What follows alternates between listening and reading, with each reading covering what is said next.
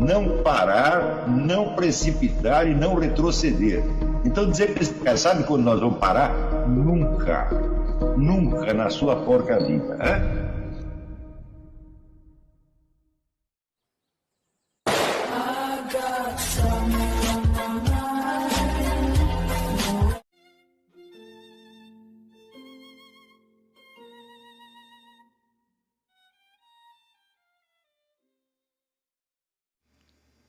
E aí pessoal, tranquilo?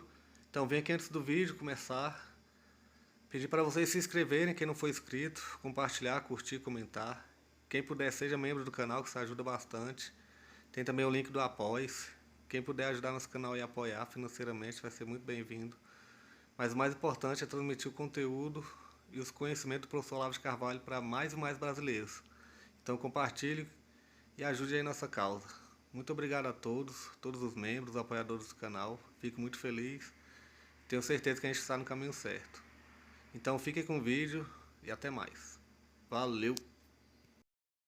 Então, este permanente deslocamento entre as formas de pensamento e a classe social que elas supostamente representam, isto sim é que é uma constante na história. Essa constante me sugere a ideia de que a intelectualidade, ainda que composta de indivíduos de várias classes, e ela pode se compor de qualquer coisa, desde escravos até reis, tá certo? Ela tem uma força autônoma, tá certo? E os interesses da intelectualidade se sobrepõem a quaisquer interesses de outras classes, de modo que a intelectualidade é o fator ativo na história, tá certo? O que quer que aconteça, né, os interesses dela sempre predominam, porque é ela que faz as revoluções, como ela que resiste às revoluções, é ela que exerce o poder, tá certo? E, digamos assim, os proletários e burgueses, eles servem apenas como pretextos. Quando você vai ver, não tem nenhum burguês, não tem nenhum capitalista burguês na liderança dos processos, e também não tem, e muito menos tem algum proletário.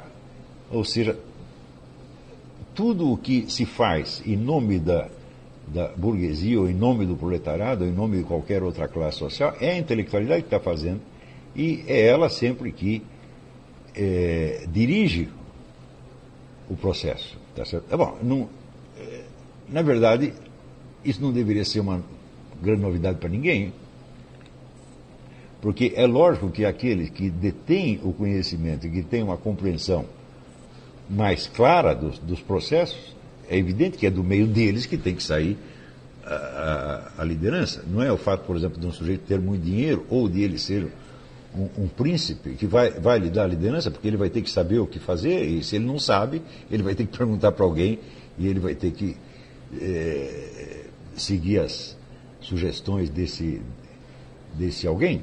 Então, por exemplo,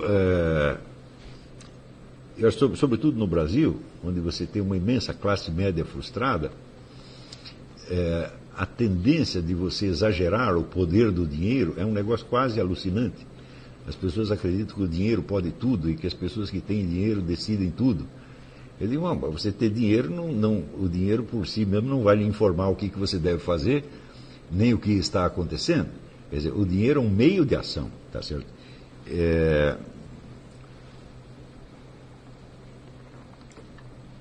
Mas isso não quer dizer que as classes proprietárias, as classes abastadas, tenham elas próprias um domínio intelectual da situação suficiente para tomar decisões. Eu tive uma experiência que, para mim, foi muito significativa, e eu tiro conclusões dela até hoje, e foi que eu assisti uma conferência do Jorge Soros, e quando terminou a conferência, ele estava falando sobre a América Latina, exatamente. Terminou a conferência, fui lá falar com ele e perguntei sobre o Foro de São Paulo. Ele não tinha a menor ideia do que fosse, embora o Foro de São Paulo aí já tivesse quase 20 anos de atividade. Ele não apenas não tinha, como ele começou a fingir que sabia alguma coisa a respeito, falou besteira pra caramba. Então eu digo, peraí, mas esse aí não é o homem todo poderoso que está dirigindo toda a atividade, ele não está sabendo de coisa nenhuma, tá certo? Então, me pareceu o seguinte, eu digo, bom, esse é apenas um sujeito que tem dinheiro, ele se acha muito inteligente, mas ele certamente não é tanto, e ele está cercado de todo um círculo de intelectuais que lhe dão as ideias, e que ele, às vezes, sem compreender, ele financia a coisa. Do mesmo modo, se você pegar os chamados grandes líderes da nova ordem mundial, que o pessoal tanto se impressiona, fala das 13 famílias ou 200 famílias, né? Os Rockefeller, os Rothschild, fulano. Né? Não, esses caras aqui dirigem o curso das coisas no mundo. Eu digo, mas se eles fazem isso, então eles são gênios extraordinários. Né? Então, quando você vai ver, desde o começo do século XX, esse pessoal está pagando os maiores cérebros do mundo para pensar por eles. E é daí que vem os projetos, e não da cabeça deles próprios. Portanto, não são propriamente estas pessoas, esses poderosos, entre aspas, eles são apenas os donos do dinheiro e não os donos dos projetos, os donos das ideias. O que quer dizer que por trás deles, então, existe um vasto círculo de cabeças pensantes, e é aí que você tem que procurar, vamos dizer, a origem das ideias e dos projetos. Então, aí se confirma, para você ter ideia da dimensão do pessoal que trabalha para esses donos, entre aspas, da nova ordem mundial, você tem tipos como Aldous Huxley, ou Arnold Toynbee, ou Hans Jonas, o homem do gnosticismo. Todos esses são assessores, entre aspas, mas as ideias vêm dos assessores e não do homem que assina o cheque. Né? Então, aí novamente se vê, vamos dizer, que o poder dos intelectuais ele se sobrepõe ao poder das classes sociais e dos seus representantes. Quando você lê, por exemplo, a obra de Antônio Gramsci, ele vai dizer claramente que o fator ativo da revolução é a intelectualidade, em última análise.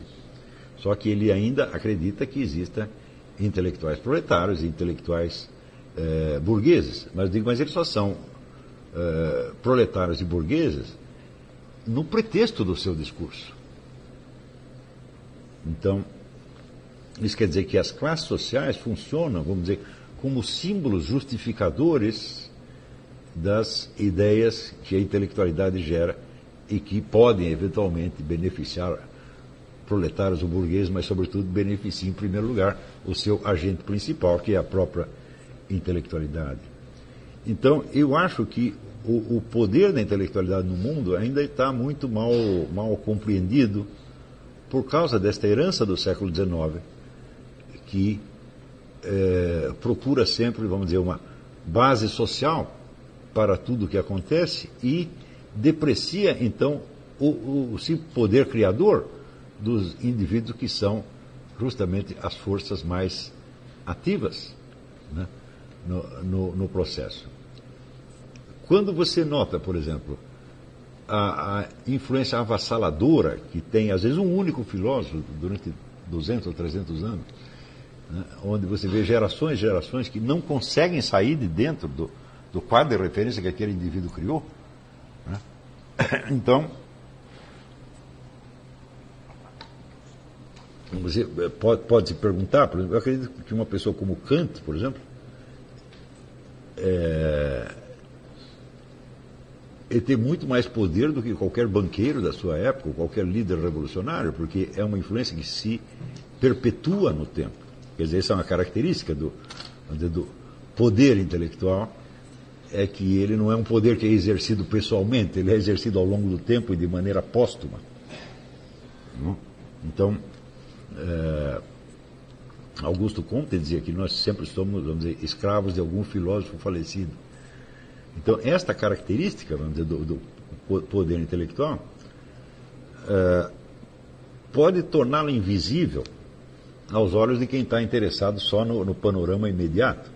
Tá certo? Mas o fato é que esta influência dos intelectuais, e sobretudo dos filósofos, ela se propaga e se perpetua ao longo dos séculos, criando às vezes uma verdadeira escravidão mental, onde gerações e gerações não conseguem pensar nada que esteja fora do quadro de referência criado por aquele filósofo, por mais deficiente que esse quadro seja em si mesmo.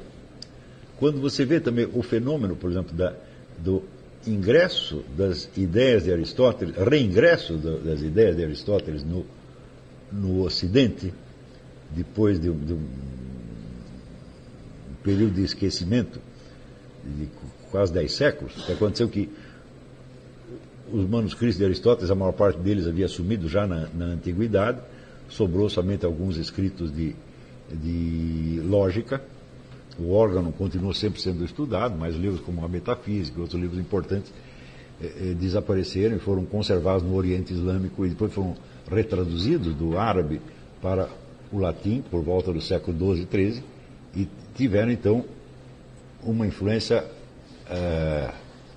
avassaladora.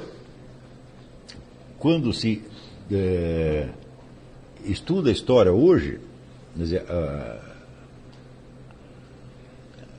a crença estabelecida, o senso comum, diz que Aristóteles presidiu, por assim dizer, o pensamento da Idade Média, mas que na Renascença, então, foi tudo aquilo estourado com o advento do experimentalismo de Bacon.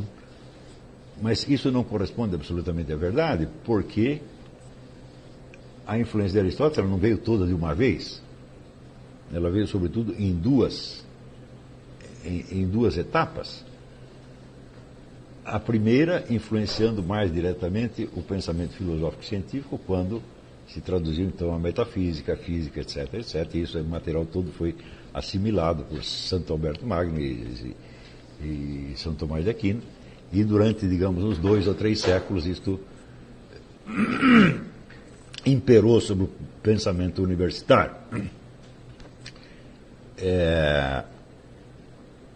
Quando surge o experimentalismo moderno, se você perguntar assim, no que eles contestaram Aristóteles?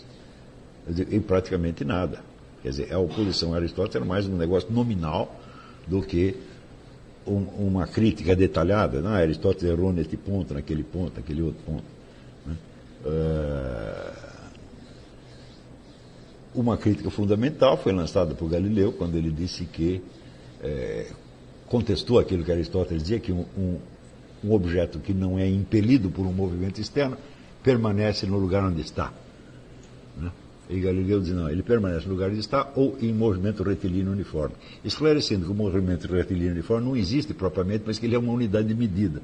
Então o movimento retilíneo uniforme é a maneira de você medir como que o objeto está parado. Então eu digo, mas isso não é uma contestação, ele apenas especificou a coisa, ele esclareceu algo que já estava contido no Aristóteles. E outra coisa que, onde ele foi realmente contestado, é quando ele diz que as órbitas dos planetas são circulares e Kepler demonstrou que eram elípticas. Eu digo, bom, mas isso aí é muito pouco para você dizer que você derrubou a filosofia de Aristóteles, contestar em 2 pontos assim, que não são centrais ao pensamento dele, sendo que um deles não chega nem a ser uma contestação. Isso é muito pouco para dizer que então Aristóteles saiu do cenário. Né? Só que também, ao mesmo tempo, em 1548, um cidadão chamado Francesco Robortelli descobre o texto da Poética de Aristóteles. E a Poética de Aristóteles é lida em toda a Europa por toda a classe dos professores de gramática e retórica e por todos os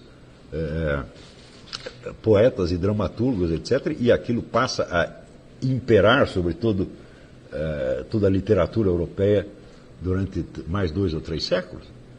Tá certo? Então, mais ainda no século XX, então,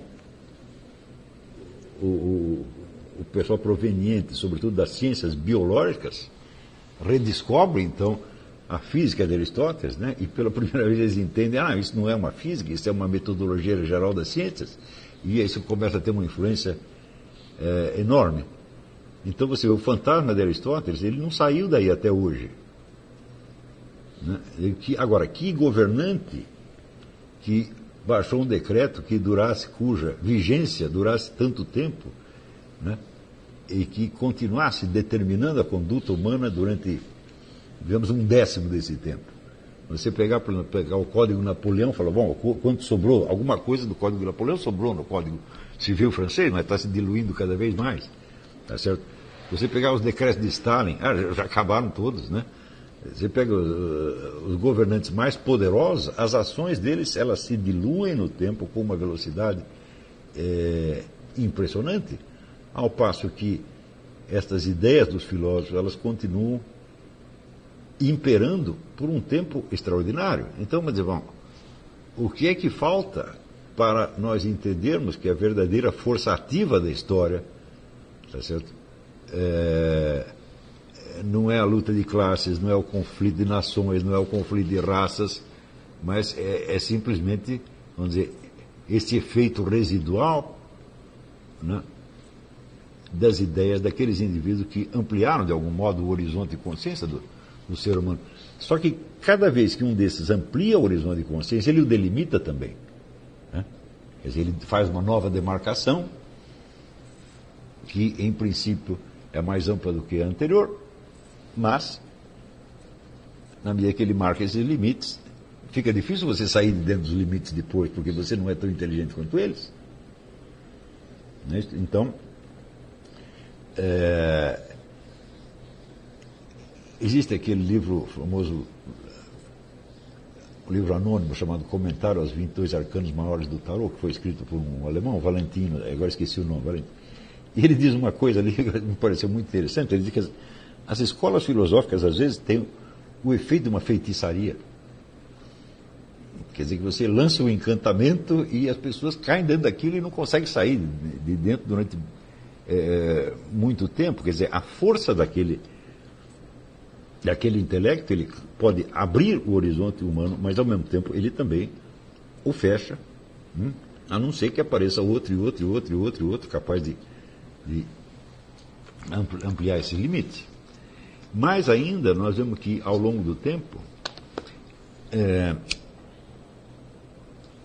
existem muitas escolas filosóficas cuja principal ocupação é criar esses limites. É sugerir que a mente humana não pode conhecer isto, não pode conhecer aquilo, e isto funciona, vamos dizer, como uma verdadeira hipnose. Quer dizer, que se vem um sujeito com uma mente poderosa, tá certo? E uma argumentação muito erudita, tá certo? E diz que é impossível conhecer tal ou qual coisa, bom, certamente ele desencoraja as pessoas para que conheçam essa coisa. Não é isso? Então, se você for ver, por exemplo, a influência de Jacques Derrida, claro que a influência de Jacques Derrida foi maior no Brasil do que em qualquer outro lugar do mundo, né? Então, onde ele diz que só existe o signo e o significado, o referente, que é a coisa externa, simplesmente não existe. Então, tudo o que existe no mundo é um texto que influencia outro texto, que influencia outro texto, etc, etc, etc. E, bom, uma vez que você foi treinado nesse tipo de pensamento, qualquer pergunta que possa lançar uma dúvida sobre isso, ela já está neutralizada de antemão. Né? Por exemplo, a mim me parece que a verificação óbvia é que qualquer intercâmbio verbal humano, ele tem que se dar num ambiente não verbal. Se você amputar um ambiente não verbal, então as palavras se falam sozinhas, né? E você não precisa sequer de um organismo biologicamente existente para falar com o outro. Tá certo? E também uma outra coisa que me parece óbvia é que nenhuma comunicação verbal é contínua e ininterrupta. Ela é interrompida, ela é escandida o tempo todo por percepções do mundo externo, a começar pela percepção da letra impressa na página. Quer dizer, você olhar um livro, você ver o que está escrito, tá certo? Não é uma atividade textual, é uma atividade óptica. e sem a qual não haveria texto algum. Então, quer dizer que toda comunicação verbal, ela é constituída, vamos dizer, de pequenos pontos separados uns dos outros, que só são interconectados pelo ambiente físico em torno. Então, agora, por exemplo, eu estou falando alguma coisa para vocês, mas eu estou falando como? Eu estou falando através do ar, quer dizer, eu emito um som, esse som chega lá no seu tímpano, vibra e você ouve e você interpreta isto, tá certo? Inclusive, vamos dizer, a comunicação verbal, ela pode se referir às próprias condições físicas que a possibilitam com exatamente o que eu estou fazendo agora. Quer dizer, eu estou mencionando, né, a condição física que permite que eu esteja falando para vocês, tá certo? Então, eu acho que basta esta observação para que a gente perca imediatamente pelo menos 80% do interesse que tinha por Jacques Derrida, mas isto não impede que milhões e milhões e milhões de pessoas só consigam pensar dentro dos termos de Jacques Derrida. Não é isso? É claro que estas mesmas pessoas que acreditam que tudo é texto e que não existe, vamos dizer, um referente, ou que pelo menos que o referente é inalcançável, elas continuam agindo como se o referente existisse. Por exemplo, quando vão no restaurante, né, e pedem um determinado prato, né, então eles emitem uma mensagem verbal para o garçom, mas eles não esperam que o garçom responda apenas com outra mensagem verbal. Então, isso aí é suficiente para mostrar que sem o referente não existe nenhuma comunicação verbal. Né? Então, agora, os discípulos de Jacques Derrida continuam indo ao restaurante, tá certo? E continuam comendo normalmente. Quer dizer, como se o texto que eles transmitem ao garçom tivesse um alcance que transcende o próprio texto. Então, a total defasagem entre a experiência real que o indivíduo está vivendo e o conteúdo da teoria na qual ele está se baseando é exatamente isso que eu chamo a paralaxe cognitiva. A paralaxe cognitiva se tornou uma constante no pensamento dos últimos 4 séculos e daqui a pouco, nesse curso mesmo, nós vamos ver por que isso aconteceu. Né?